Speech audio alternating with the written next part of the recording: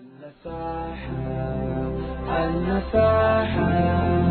تبسابة كذكريكسا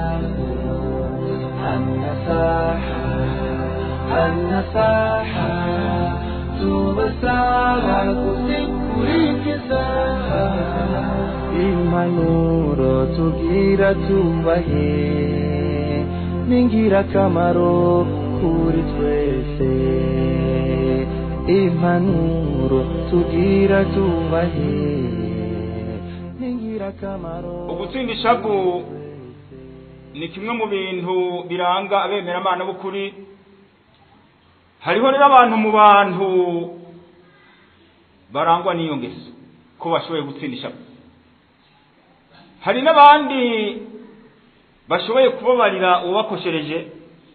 Hari n'abandi barenzaho bo kubabarira kuri bo n'ibisanzwe. Gutsinda ishavu n'ibisanzwe, ahubwo bagiye nabi bo bakugira neza.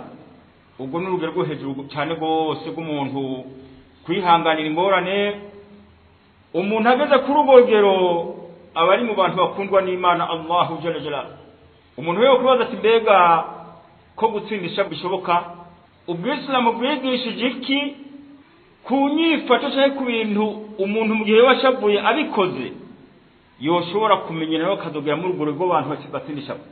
Ugerageje gusesangura Qur'ani yeranda, ugasesangura n'amajambo cyangwa inyigisho z'intumwa yacu Muhammad sallallahu alaihi wasallama, biraboneka neza ko Islamu mu kuntu bwubatse bwagiye bushiramwo inyigisho busaba inyifato kanaka kubemera Imana, byose biganisha umuntu gutsinda ishavu. Hari uwo tangara ati mbega ni kuki iyo nsiguro yo gutsinda ishavu, ni kuki wahisemo gufata ko ariyo nyigisho nziza woduha muri ino minsi? Ishavu likora ibi byinshi. Ishavu n'akaranda, iyo abantu barangwa n'ishavu nta terambere bagirako. Iyo abantu barangwa n'ishavu n'ingo ntibubaka ngo zirame. Mugabo kandi uravye mu rundi ruhande, umuntu gutsinda ishavu kugendera ubwitonzi ni mu bintu Imana yahaye indishi idasanzwe mu gihe umuntu abishoboye. Kwa gushavura nako ingaruka yako inabivamwo nakarambare mu biremwa. Icambere rero umuntu agushavuje utegerezwa gukora, tuvyumvirize neza kuko izi nyigisho twisunga ahakuru Qur'ani yeranda n'ingizo intumwa yacu Muhammad sallallahu alaihi wasallam. Kubagira ubushakashatsi mu buryo bwa none barashite kuri byinshi bishimangira ko aya majambo ahambaye kandi yavuzwe n'umuntu by'ukuri yarungitswe n'Imana Allah Jalla Jalla. Icambere hagize gucovuza al-imsaku anil kalam, cawihorera ntihagere ijambo usubira kuvuga, nibwo buryo bwa mbere. Intumwa Muhammad sallallahu alaihi wasallam tubwira iti idha ghadiba ahadukum falyaskut, nibyashika hagira umwe muri mwebwe atwabona agashavu, icyo akwiye gukora cyovuye kugira ngo ryashavu aritsinde nuko yokwinumira, ntihagire ijambo rindariza ko mu mpari canke mu bindi. Iyo hagize uwishurana amajambo n'uwundi bakagera ku rugero uko bashavuye, ahinkurikiza y'ibyo bakora n'ibintu bamaze guturura bavuga bati mbega twabigeze gute, byadushikiye gute.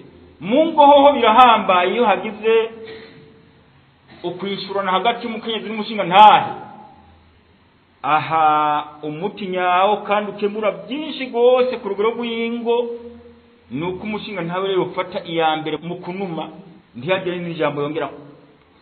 Intumwa yacu Muhammad sallallahu alaihi wasallam mu kwerekana ko ukunuma kurimwo umuti wa byinshi birengeye mbere rya shavu, harimwo ukwikingira inabi nyinshi zikorwa n'akarimi zicwa ku majambo, kukwishura nabi.